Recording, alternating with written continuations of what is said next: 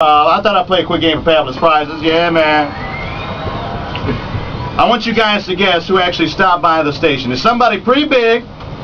Somebody we actually play here at the station all the time? One of our biggest. One of our, yeah, exactly. Definitely. All right, I just want you to tell us where you're from, first of all, mystery guest.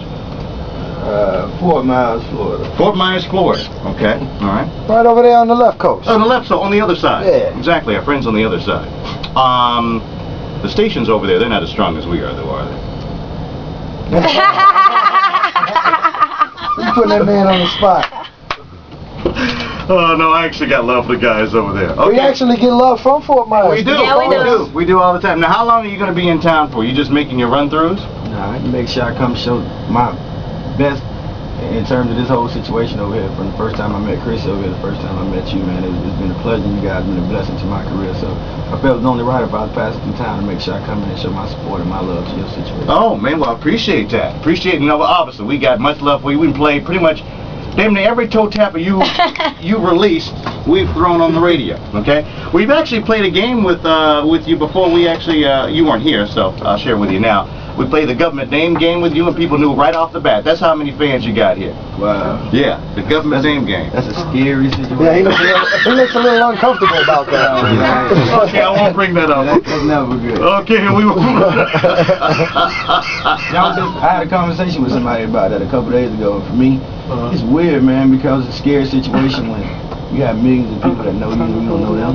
Oh yeah, that's a little off-putting, isn't it? Yeah, that's Now see, I'm not even close to the scale you're on.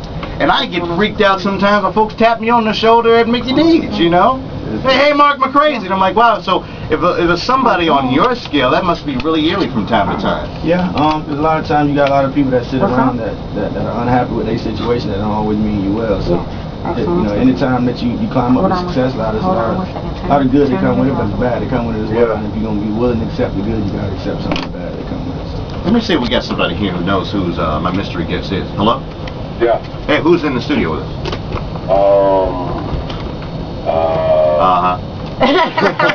Who? Plies. Very good. Congratulations. Yeah.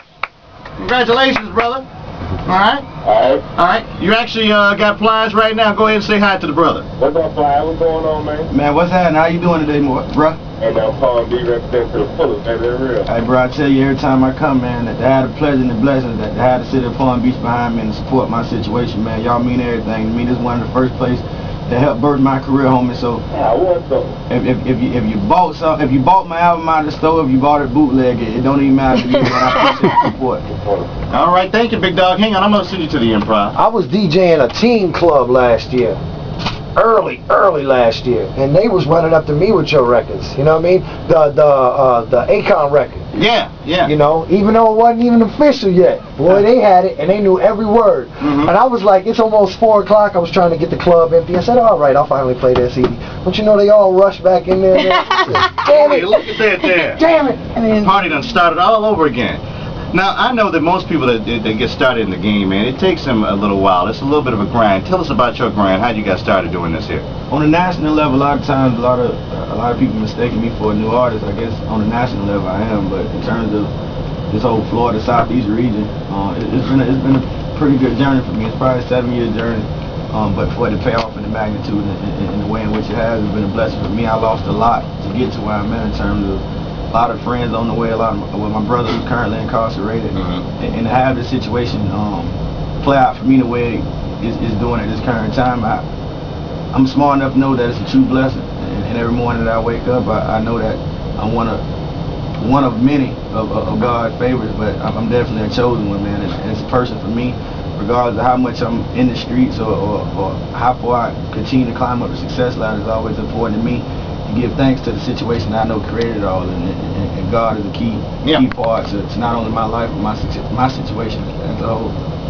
You know, there's a lot of local artists that are out here in Palm Beach, and I mean, you don't come from a booming metropolis. I mean, Fort Myers, it ain't, you know, it ain't Chattanooga, Tennessee, but it ain't, you know, Chicago either. It's not a huge, you know, area. Right. And you were able to break out of there. Now, Palm Beach is a pretty decent sized market. Right. What advice would you give to people that are in the game right now that are really just trying to get their foot into a national spotlight, really trying to blow themselves up? I mean, you were able to break out of Fort Myers, so definitely some folks can break out of Palm Beach. What advice would you give to them? First and foremost, God don't make mistakes, and it's a cliche that I live by. But at the same time, I was once on the other side, especially when you're a local artist, that you got a power radio station that's such as, you know, the new X103 and X102.3. I'm sorry. But it's a situation that it can be problematic at times because you hear a lot of the other big artists getting played on your local radio station. And one thing from an artist's perspective, everybody feel like they got good music. And I feel like now that I'm on